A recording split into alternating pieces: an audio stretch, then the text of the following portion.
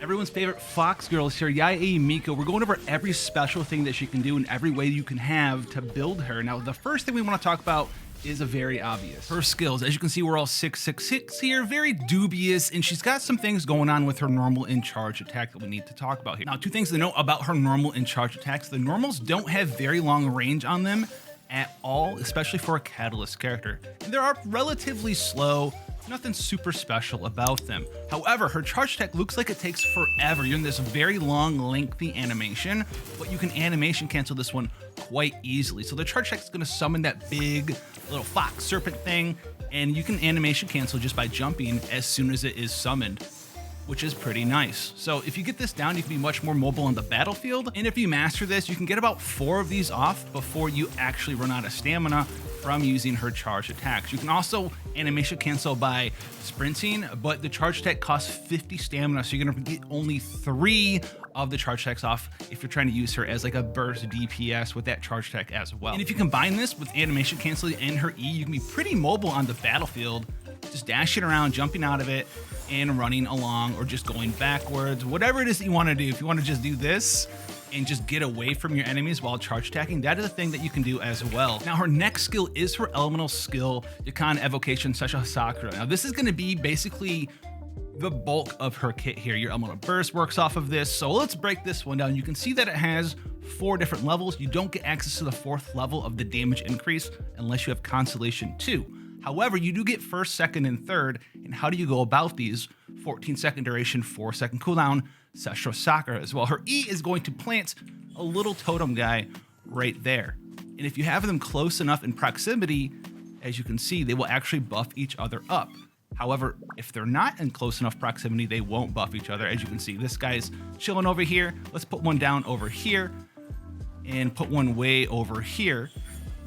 And you can see that they're not currently buffing up each other. They're too far away. Now, if you have them close enough, they will draw a line to tether to each other, and you'll actually see a ring based on how many tethers you have. So you have one ring right here that is the level 2 version. You have a ring right here, which is also a level 2 version.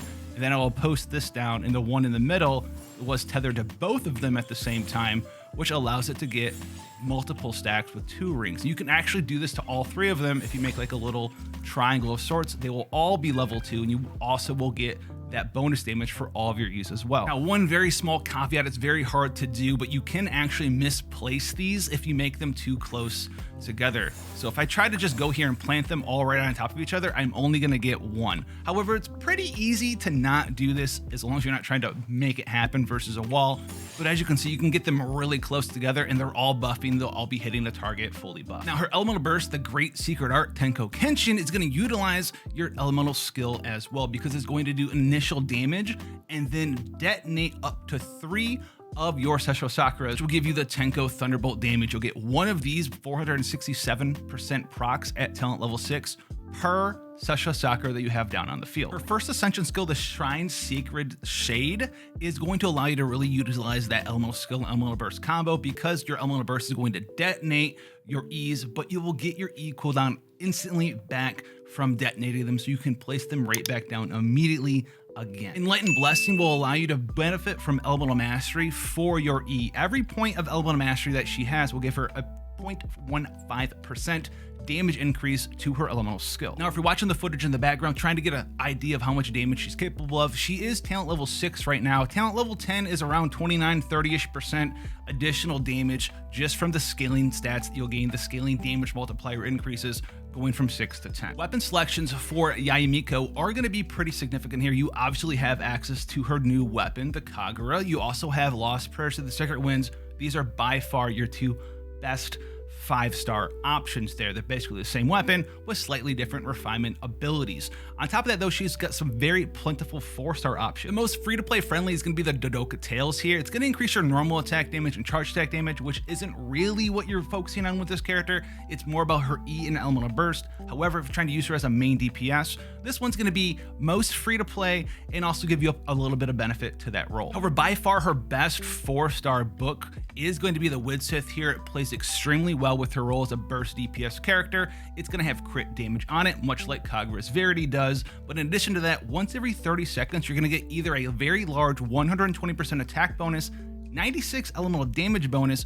or 480 elemental mastery at refinement rank 5. If you only have refinement rank 1, you still get a 60% attack bonus, 48% elemental damage bonus, and a 240 elemental mastery bonus. Still super amazing. Now, when we're looking at artifact selection, there's going to be a lot of different things that you can utilize here. We have 2-piece Shimenawa's Reminiscence for 18% attack, 2-piece Gladiators for 18% attack, 2-piece Thundering Fury for 15% electro damage, and 2-piece Noblish Oblige for 20% elemental burst damage. You also have a full 4-piece of Thunder Soother, which is very strong and is her best set in a hyper electro carry team. But at the end of the day, they're all within like 1 to 2% damage between the two different artifact sets based off of just their abilities alone. They're nothing super game changing. The one thing that you really need to focus on when building her is going to be what 2 pieces or 4 pieces can you put together that have the best substat and main stats for her. As you can see here, I have 79% crit rate, 192% crit damage, and 72 elemental mastery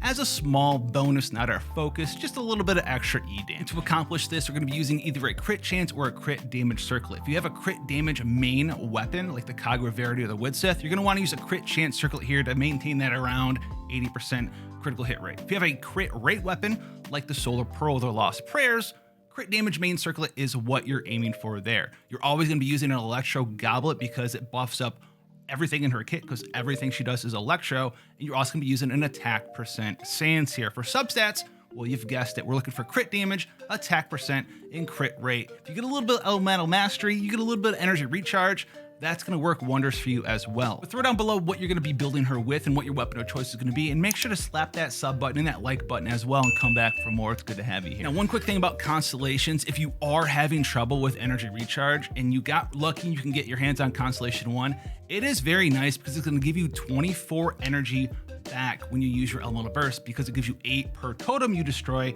and while you have 3 of them out, so it's going to be 24 energy back, dropping the cost of our burst from 90 all the way down significantly to 66. Now, Yae Miko has a lot of teams out there. I've been really using 2 of them right now, which is the Electro Hyper team I want to call. It's super awesome. Raiden Shogun, Kujo Sara, Bennett, and Yae Miko.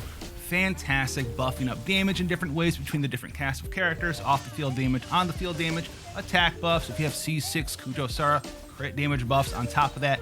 It is a good time out there. You fill up your elemental burst very quickly for all your characters, and you just keep going and going and going and going. Another team that is very nice as well and doesn't utilize as many 5-star characters or high constellations that team does, you can utilize her with a Hydro character. Could be Kokomi, could be Xingqiu. Someone like Sucrose works very well as well. And then throw in good boy Bennett there. And if you throw these together, you're gonna have yourself a very nice electrocharged taser Yae Miko team, which is gonna be all the rage. You can also bump this one up. You have access to Venti or Kazuha. Venti will give you a little bit more crowd control and help you get Yae Miko's elemental burst back quicker, where Kazuha is gonna give you just that much more significant damage bonus. Sucrose also does give you a lot of elemental mastery, because that's going to be helpful in bumping up your E damage as well. If you have her at C6, you're going to get some elemental damage bonus of 20% for Electro, which is nothing to scoff at. She's also going to have other roles in teams. She does do a lot of off-the-field Electro applications, such as someone like Fischl does, so you can use her in something like a Superconduct focus team as well. She's got a lot of roles to play, and this is one of the most fun characters. Between her nice off-the-field damage, her nice charge attack damage on Laura's monsters, and her very strong burst capabilities with the elemental burst in the right teams and the right setup, you can utilize Yae Miko in a lot of situations, which makes her one of the most flexible characters that Genshin's seen in a long time.